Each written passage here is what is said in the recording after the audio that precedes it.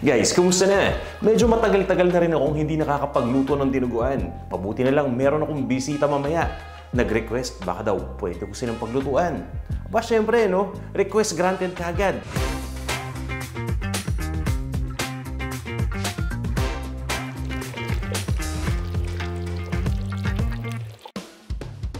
Para sa ating episode, magluluto tayo ng dinuguan. Iba't ibang klaseng laman yan kasi kung ano lang yung available.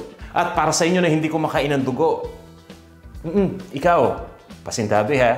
Baka kasi may mga Bible verses na naman dyan. Naintindihan ko po na hindi kayo pwede. Sana po, respetuhin nyo din po dun sa mga pwedeng kumain ng dugo. Kaya po, kung hindi po kayo masaya sa video na to, okay lang po. Next video na lang po tayo. Para dun naman sa mga mahihilig sa dinuguan at gustong matutong magluto nito, para sa inyo ang video na to. Kaya tara na.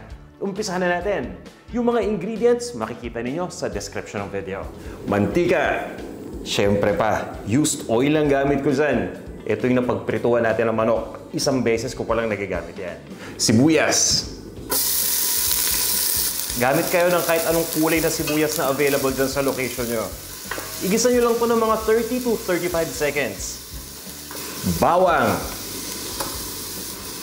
Itong bawang ay crenache ko lang at sinap ko lang ng maliliit na peraso. Ituloy mo lang ang pag-isa hanggang sa maging malambot na ng tuluyan yung sibuyas. Uy, ang bango-bango na! Pwede na natin ilagay ito, lechong kawali. Itong lechong kawali, optional lang. Huwag kayong magluluto ng lechong kawali para lang sa dinuguan. Nagkataon kasi na may natira ako lechong kawali. Last week kasi, birthday ko. May extra. Nilagay ko lang sa freezer para at least ngayon maluto natin. Pero hindi lang to yung sahog dito. Meron pa tayong ilalagay. Makikita niyo, medyo mataba yung lechon kawali na nilagay ko. Kaya ko to inuna para ma-render pa natin yung fat nito. Ginigisa ko lang to ng mga 1 minuto hanggang 1.5 minuto. At kanina nga habang naghahalongkat ako ng ibang mga ingredients pa sa freezer, buti na lang may nakita akong pork. Kasim. Medyo frozen pa kanina. Sana ngayon okay na. Simutin lang natin. Ituloy mo lang ang pag-isa dito hanggang sa mag-light brown na yung kulay nung kasim na kakalagay lang natin. So itong kasim ay pork shoulder or pork butt kung bibili niyo sa mga grocery. Pero pwede tayong gumamit ng iba ring cuts. Katulad na lang ng pork belly o mas kilala natin sa tawag na liempo. Isang kutsa nyo lang ng mabuti yan. Para mas maging malasa lalo. Ilagay na natin yung susunod na sangkap. Tenga ng baboy. Itong tenga ng baboy, nahugasan ko ng mabuti yan. Tapos pinakuluan ko hanggang sa lumambot. Sinama ko na kanina sa pagpapakulo nung ibang ingredients kaya ng tripe pati na rin nung kidney ng baboy. Kasi magluluto din ako ng paklay. Pinagsama-sama ko lang sila. Nung lumambot na tong tenga ng baboy, pinacool down ko muna at hiniwa ko lang into serving pieces. Kaya nakikita nyo ngayon, eto na, nakahiwa na siya. Ituloy nyo lang yung pag-isa dito. Mga 2 minutes pa. Ano bang masarap kainin kasama ng dinuguan? Gusto nyo ba to sa puto, sa kanin, or pampulutan lang? Pa-comment naman. Once na makapag-isa na tayong mabuti, itong next ingredient naman. Suka. Huwag nyo munang haluin Tatakpan ko lang muna yung lutuan. Ang gamit ko dito yung tinatawag na distilled vinegar. Pero pwedeng-pwede kayong gumamit dito ng sukang puti or ng cane vinegar. Silipin na natin. Mukhang kumukulo na. Okay. Once na kumulo na yung suka, pwede na natin itong haluin. Karaniwan, niluluto ko muna itong mga ingredients na to sa suka hanggang halos mag-evaporate na yung liquid. Mas makakatulong yan para mas magbigay ng lasa dito sa ating niluluto. Lagot, nag-text na. Nagmamadali rin pala ako dahil parating na sila. Ilalagay ko ni next na ingredient beef broth. Pwede din kayo gumamit dito ng beef stock or ng pork stock or pork broth. Nahalo ko lang muna yan saglit.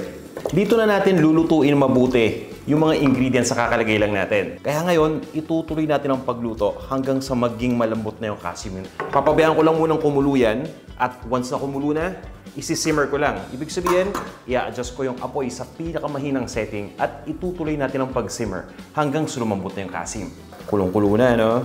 Meron pa tayong ilalagay ng mga ingredient na makakatulong para magpabango at magpasarap palalo dito sa ating dinuguan. Dahon ng laurel. Sayang, balik natin. Tanlad.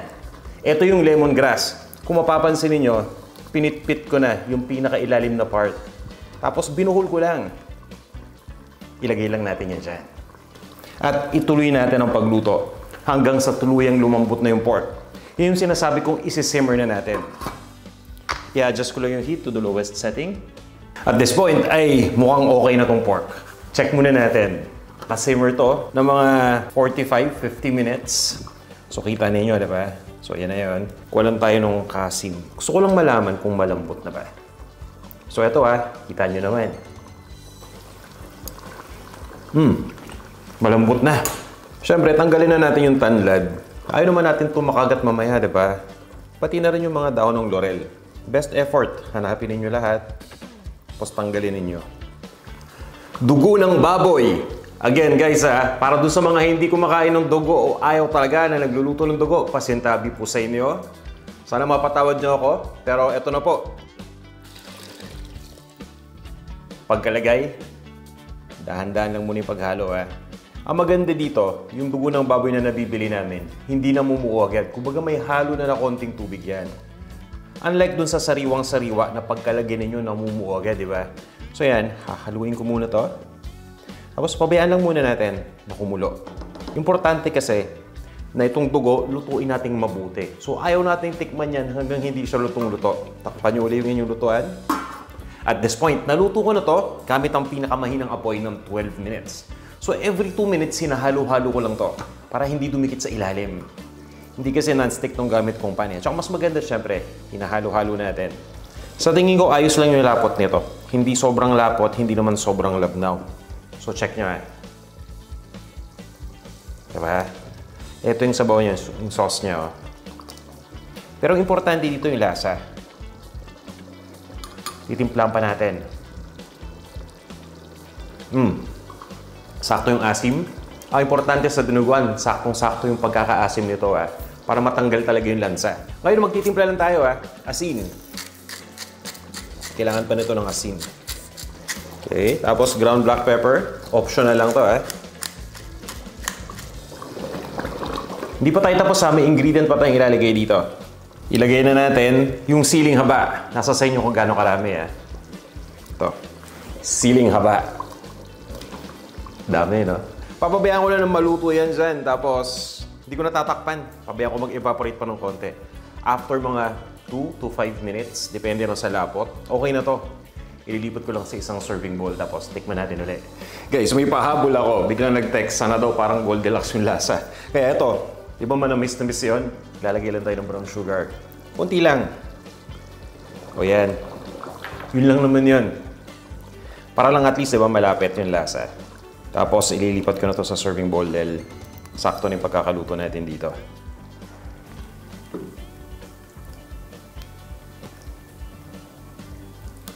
Ito na, ang ating dinuguan na may iba't ibang klaseng laman. Tikman na natin.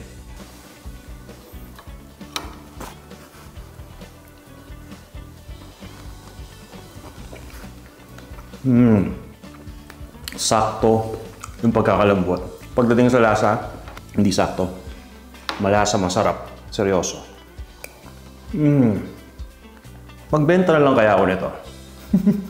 Sana may natutunan kayong bago sa video na to and let me know kung may mga recipes kayo na gusto niyo subukan natin. Grabe, panalong-panalo guys. Ayos to. Subukan nyo Tara, kain tayo.